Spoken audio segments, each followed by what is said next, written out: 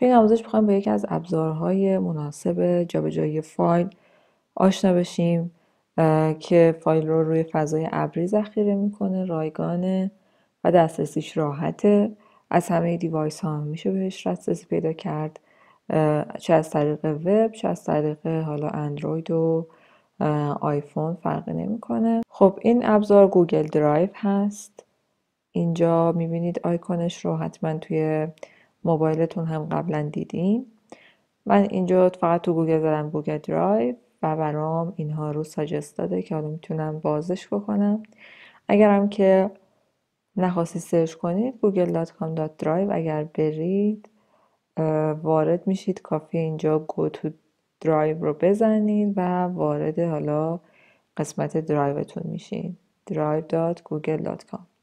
شما اگر که حالا قبل از این مرحله فقط یه لوگین دارید، یه وقتی این رو بزنید میگه که بهتون توی گوگل خودتون لوگین کنید. کافیه اون ایمیلی که در گوگل قبلا درست کردین رو بزنید، اکانت گوگلتون رو بزنید، پسوردش رو بزنید و وارد همین میشید. یعنی دیگه جداگانه نمیخواد براش چیزی بسازید، از همون یوزر و پسورد گوگل اکانتتون استفاده میکنید.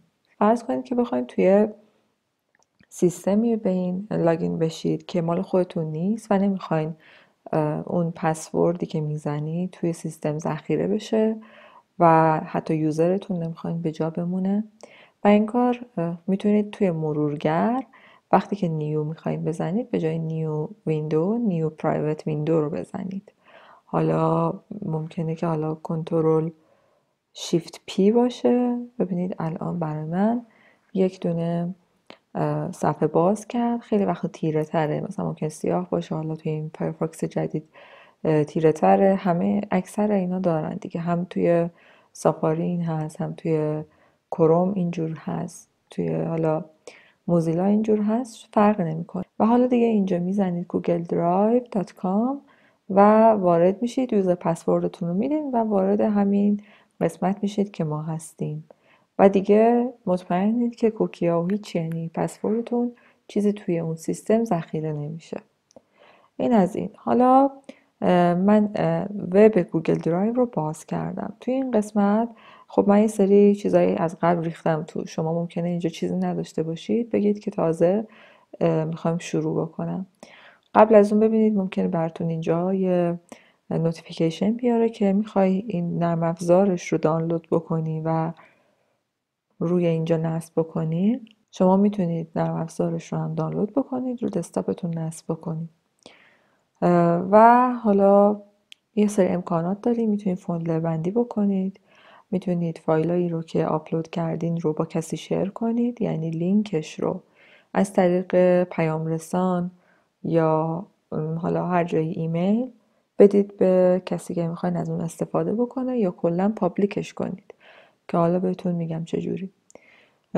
برای آپلود کردن اینجا یه به اضافه دارید توی حالا اون حالت موبایلیش هم بعد میتونید ببینید. این به علاوه رو که بزنید این براتون باز میشه، میتونید فولدر جدید ایجاد بکنید و توی اون فولدر آپلود کنید. من مثلا اسم فولدر بدم، کرییت رو بزنم، کنسل میزنم. یا میتونید که مستقیم برید توی فایل آپلود و حتی فولدر هم میتونید آپلود بکنید، یعنی فولدری که زیپ نشده باشه هم میتونید آپلود کنید. حالتهای دیگه هم داره، مثل اینایی که میبینید که گوگل داکس و شیتس و اینها هست. من حالا با اونا کاری ندارم. فایل آپلود میزنم، اینجا دسترسی پیدا میکنید به حالا یه براوزری توی اون سیستم خودتون. کنسل رو میزنم. خب وقتی که فولدرهایی که ساخته باشید رو میبینید که اینجا براتون فولدر بندیاشو اگر که برید اون چیزایی که حالا فقط تو اون فولدر آپلود کردین رو براتون میاره. این قسمت سرچ رو هم اینجا میبینید که به راحتی میتونید سرچ بکنید. مثلا درایو رو من الان توی گوشیم آپلود کردم، یه اسکرین شات گرفتم آپلود کردم و الان اینجا بر من آورده. حالا اگر که سرچ بزنم دونید که در مثلا لوکیشن، تایپ، همه اینها رو میتونید سرچ بکنید.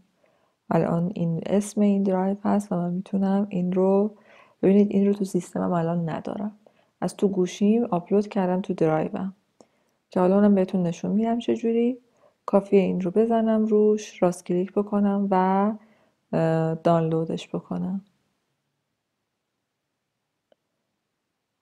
اسکن میشه و برای من دانلود میشه روی سیستمم. ببینید برای من دانلودش کرد.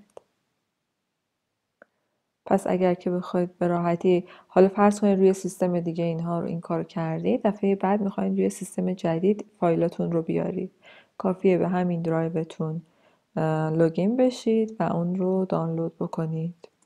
هر وقت توی یکی از چیزای گوگل بودید، مثلا توی ایمیلتون بودید، اگر که برین روی این منوی، اسمش منوی وافلی هست، این علامت درایو براتون میاد و مستقیم میتونید وارد همین صفحه بشید که گوگل درایوتون هست. اینجا میتونید اکانتتون رو عوض بکنید و شکل حالا چیدمانش رو میتونید لیستی بکنید که ما حالا کاری نداریم. ببینید الان برای من این فایل دانلود شد. خب فایل من دانلود شده. الان این فایلی هست که من از روی گوشی اسکرین گرفتم براتون. ببینید توی فولدر گوگل میتونید درایو رو پیدا بکنید، روش کلیک بکنید. وقتی روش کلیک بکنید وارد گوگل درایوتون میشید. گوگل درایوتون به هر حالا اکانتی که توی گوگلتون توی گوشیتون به اون اکانت لوگین باشید همون رو براتون باز میکنه. بعد روش میتونید بزنید و مثلا اکانت اضافه بکنید. باز این قسمت حالا یه سری تنظیمات اضافه داره برامون. خب توی اینجا مای درایو رو که بزنید حالت لیستی، حالت موزاییکی براتون میاره، چیزایی که قبلا آپلود شده. اگر که بزنید روی این قسمت، روی این به اضافه، میتونید آپلود بکنید. براتون اینا باز میشه create new folder، آپلود، اسکن کنید و بقیه موارد. توی این قسمت شیر، اگر که چیزی رو با کسی شیر کرده باشید میتونید اینجا ببینید که حالا من ندارم چیزی. استار هم اگر که فایلی رو ستاره دار کنید به راحتی براتون توی این قسمت باز میشه که حالا دسترسیش راحت تر باشه. خب این هم قسمت هوم که فایلاتون رو براتون میاره و هر کدوم رو خواستید میتونید دانلود هم بکنید. روش اگر راست کلیک بکنید منوی دانلود براتون باز میشه.